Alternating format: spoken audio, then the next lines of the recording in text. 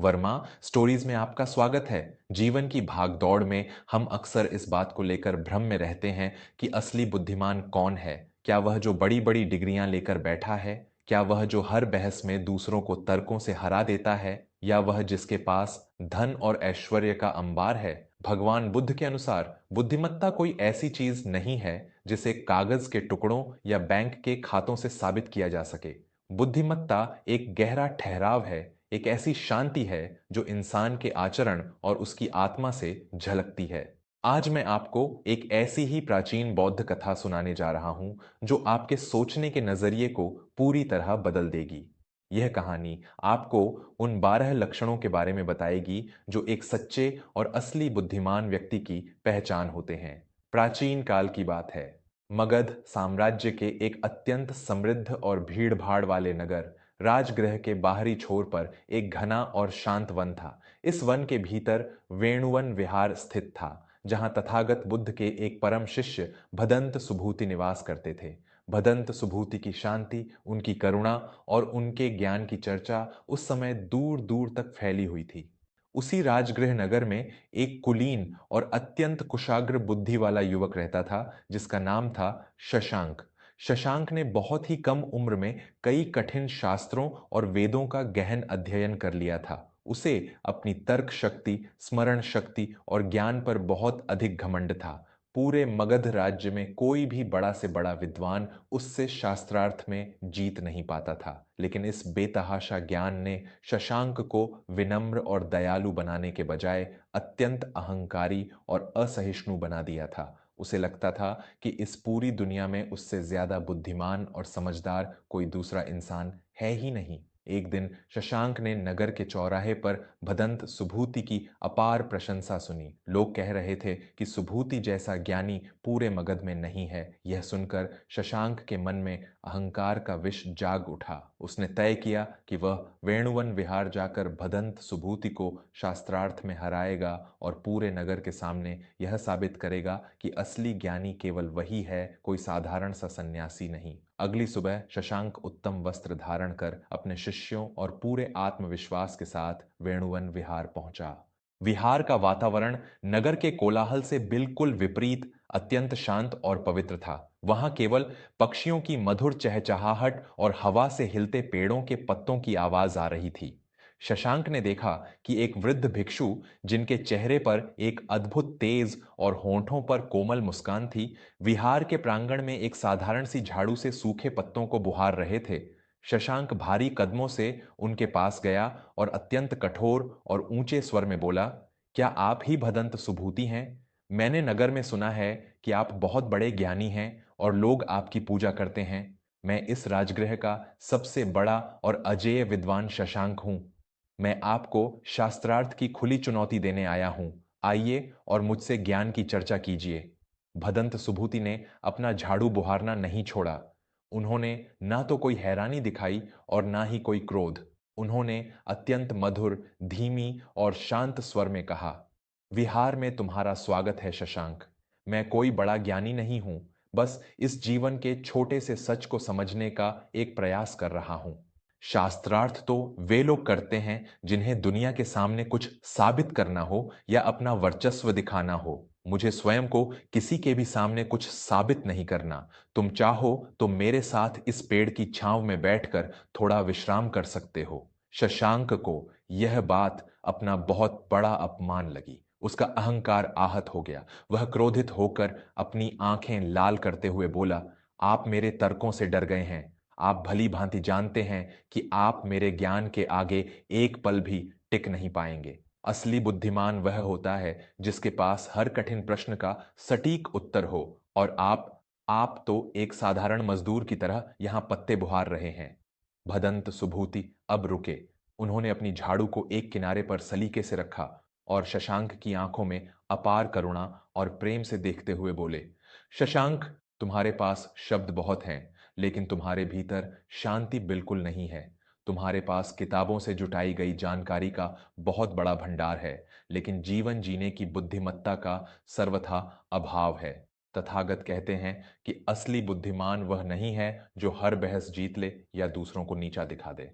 एक सच्चे बुद्धिमान व्यक्ति में 12 विशेष लक्षण होते हैं। यदि तुम केवल उन 12 लक्षणों को समझ लो और उन्हें अपने आचरण में उतार लो, तो तुम्हें जीवन भर किसी को हराने की आवश्यकता ही नहीं पड़ेगी। शशांक का क्रोध सुभूति की इस अत्यंत शांत और प्रेमपूर्ण वाणी से कुछ कम हुआ। उसके भीतर के अहंकारी के बजाय अब एक जिज्ञासु जाग उठा था। उसने व्यंग्य भरे लेकिन थोड़े धीमे स्वर में पूछा, तो आप ही बता दीजिए भिक्षु, कौन से हैं वे 12 लक्षण जो इस महान शशांक में नहीं हैं? सुभूति मुस्कुराए और एक विशाल वटवृक्ष की घनी छांव के नीचे जमीन पर बैठ गए।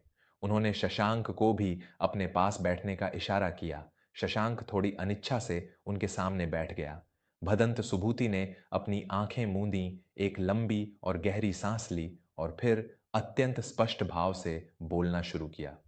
एक बुद्धिमान व्यक्ति का पहला लक्षण है मौन की अथाह शक्ति को समझना। जो व्यक्ति वास्तव में बुद्धिमान होता है, वह व्यर्थ के वाद विवाद और शब्दों में अपनी बहुमूल्य ऊर्जा नष्ट नहीं करता। वह यह भली भांति जानता है कि कहाँ बोलना आवश्यक है और कहाँ चुप रहना ही सबसे अच्छा उत्तर है। जो लोग बहुत अधिक बोलते हैं, उनका मन हमेशा पानी के बुलबुले की तरह अशांत रहता है। मौन केवल होठों को सीलना नहीं है, मौन भीतर का ठहराव है। तुमने यहाँ आते ही अपने कठोर शब्दों का प्रहार किया, जबकि एक बुद्धिमान व्यक्ति पहले उस स्थान और वातावरण की शांति को समझता है। शशांक बहुत ध्यान से सुन रहा था। उसकी हर बात पर तर्क करने की जो पुरानी आदत थी, वह धीरे धीरे शांत हो रही थी। दूसरा लक्षण, भदंत सुभूति ने एक उंगली उठाते हुए कहा, सुनने की गहरी और सच्ची कला। बुद्धिमान व्यक्ति कभी भी तुरंत जवाब देने के लिए नहीं सुनता, वह सामने वाले को गहराई से समझने के लिए सुनता है। जब तुम किसी व्यक्ति की बात को बिना किसी पूर्वाग्रह, बिना किसी आलोचना के पूरी एकाग्रता से सुनते हो, तब तुम उसका हृदय से सम्मान करते हो और उससे कुछ नया सीखते हो। कम बुद्धि वाला व्यक्ति हमेशा सामने वाले को चुप कराकर अपनी ही बात थोपने की कोशिश करता है। तीसरा लक्षण है स्वयं को अज्ञानी मानने का साहस। यह बात सुनने में तुम्हें थोड़ी अटपटी लग सकती है शशांक, लेकिन जो व्यक्ति यह अहंकार पाल लेता है कि वह सब कुछ जानता है, उसके जीवन में नया सीखने के सारे दरवाजे हमेशा के लिए बंद हो जाते हैं। एक सच्चा और बुद्धिमान व्यक्ति जीवन के अंतिम क्षण तक एक विद्यार्थी की तरह रहता है। वह जानता है कि यह ब्रह्मांड ज्ञान का एक अनंत महासागर है और उसका अपना ज्ञान उस महासागर में केवल एक बूंद के समान है। इसलिए वह कभी अपने ज्ञान का दिखावा नहीं करता। शशांक को अपने भीतर बैठा वह बड़ा सा अहंकार अब एक साफ शीशे की तरह दिखाई दे रहा था। वह हमेशा खुद को इस दुनिया का सबसे बड़ा ज्ञानी मानता आया था। चौथा लक्षण, पूरी तरह से वर्तमान के क्षण में जीना। हम इंसानों में से अधिकतर लोग या तो अपने बीते हुए कल के पछतावे की आग में जलते रहते हैं या फिर आने वाले कल की व्यर्थ चिंता में घुटन महसूस करते हैं। लेकिन जो इंसान भीतर से बुद्धिमान है, वह जानता है कि जीवन न तो अतीत के मुर्दाघर में है और न ही भविष्य के सपनों में। जीवन केवल इस एक पल में है, बिल्कुल अभी और यहीं। वह अपना हर कार्य पूरी सजगता, प्रेम और ध्यान के साथ करता है, चाहे वह शास्त्रों का पठन हो या फिर प्रांगण में पत्ते बुहारना। शशांक को अब गहराई से समझ आ गया था कि सुभूति इतनी तन्मयता से झाड़ू क्यों लगा रहे थे। उस साधारण से काम में भी उनका पूरा ध्यान केंद्रित था। पांचवां लक्षण है अपनी तीव्र भावनाओं पर नियंत्रण और हर हाल में संभाव। जीवन एक चक्र है। इसमें यदि सुख आएगा तो निश्चित ही दुख भी आएगा। यदि समाज से सम्मान मिलेगा तो कभी ना कभी अपमान का घूंट भी पीना पड़ेगा। एक बुद्धिमान व्यक्ति सुख आने पर अति उत्साहित होकर नाचने नहीं लगता और दुख आने पर टूटकर अवसाद में नहीं बिखरता। वह निंदा और भारी प्रशंसा दोनों ही परिस्थितियों में एक समान रहता है, बिल्कुल उस गहरी और शांत झील की तरह जिसमें चाहे जितने भी पत्थर फेंके जाएं, उसकी गहराई हमेशा शांत ही रहती है। भदंत सुभूति ने अपने पास गिरा हुआ एक पीला सूखा पत्ता उठाया और शशांक को दिखाते हुए बोले, छठा लक्षण है परिवर्तन के शाश्वत नियम को सहर्ष स्वीकार करना।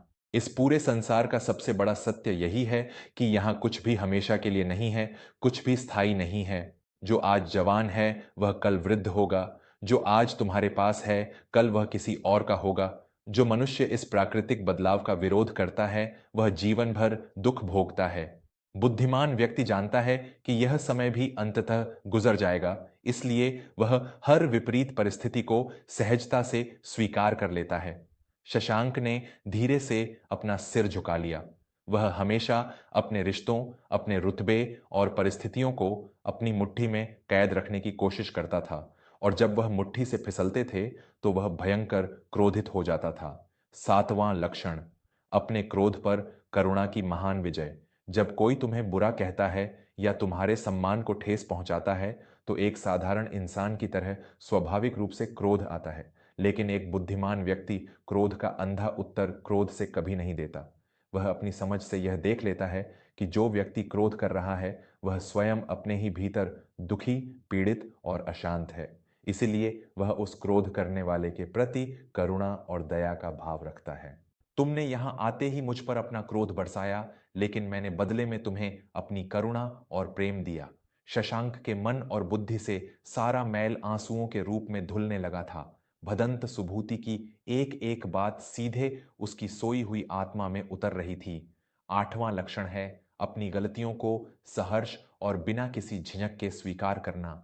एक अहंकारी व्यक्ति कभी भी अपनी कोई भूल नहीं मानता, वह अपनी कमियों का दोष हमेशा दूसरों पर या अपनी किस्मत पर मढ़ देता है।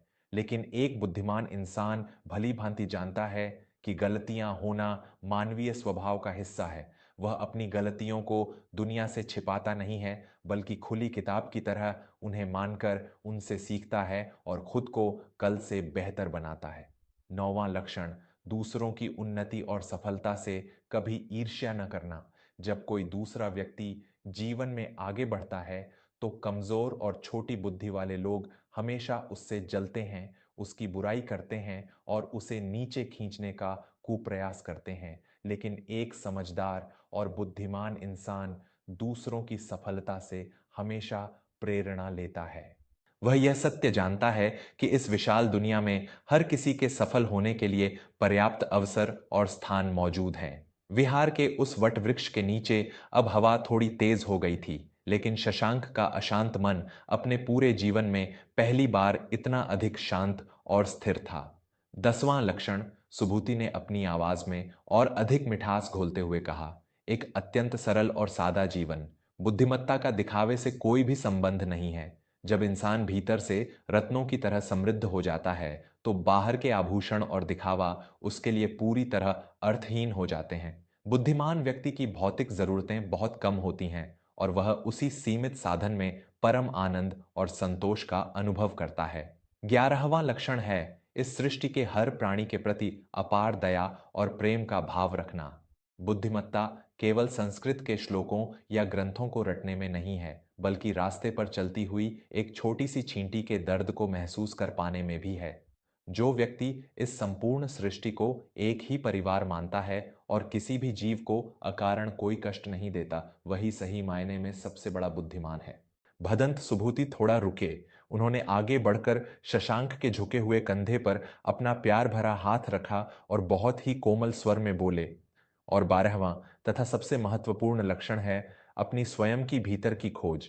एक बुद्धिमान व्यक्ति बाहर की इस नश्वर दुनिया को जीतने से पहले हमेशा स्वयं के मन को जीतने का प्रयास करता है। वह हर रोज अपने भीतर की कमियों का एकांत में बैठकर अवलोकन करता है। उसे इस समाज से बुद्धिमानी के किसी प्रमाण पत्र या वाहवाही की कोई आवश्यकता नहीं होती, क्योंकि वह किसी और के नहीं बल्कि स्वयं के भीतर के प्रकाश से प्रकाशित होता है। तथागत कहते हैं, अप दीपो भव, अर्थात अपना दीपक स्वयं बनो शशांक। चारों ओर एक अद्भुत, दिव्य और पवित्र सन्नाटा छा गया।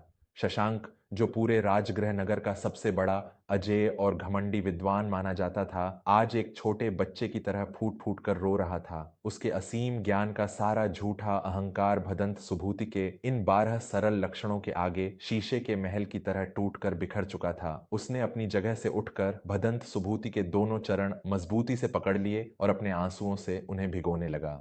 मुझे क्षमा कर दें भंते, मैंने जीवन भर बड़ी बड़ी पोथियां तो बहुत पढ़ी, लेकिन इस असल जीवन को पढ़ना आज आपसे सीखा है। मेरा सारा का सारा ज्ञान केवल मेरी इस अहंकार से भरी जीभ तक ही सीमित था। वह मेरी आत्मा की गहराई तक कभी पहुंचा ही नहीं। मैं आज यह शास्त्रार्थ पूरी तरह हार गया हूं, लेकिन यकीन मानिए, मेरी यह हार मेरे जीवन की सबसे बड़ी और सच्ची जीत है। कृपा करके मेरा अहंकार दूर करें और मुझे अपना शिष्य बना लें। भदंत सुभूति ने मुस्कुराते हुए शशांक को अपने दोनों हाथों से उठाया और उसे प्रेम से अपने गले लगा लिया। उस दिन के बाद से शशांक ने लोगों से वाद विवाद करना और उन्हें नीचा दिखाना हमेशा के लिए छोड़ दिया। वह अपनी डिग्रियों और ज्ञान का अहंकार त्याग कर शांति, सेवा और ध्यान के एक नए मार्ग पर चल पड़ा। उस दिन उसने असली बुद्धिमत्ता को पा लिया था। दोस्तों, शशांक और भदंत सुभूति की यह कहानी सिर्फ कोई पुरानी प्राचीन कथा नहीं है, बल्कि यह आज के हमारे आधुनिक युग का एक बहुत बड़ा और कड़वा सच है। आज हम हर जगह, हर समय बस खुद को दूसरों से बेहतर साबित करने की अंधी होड़ में लगे हुए हैं।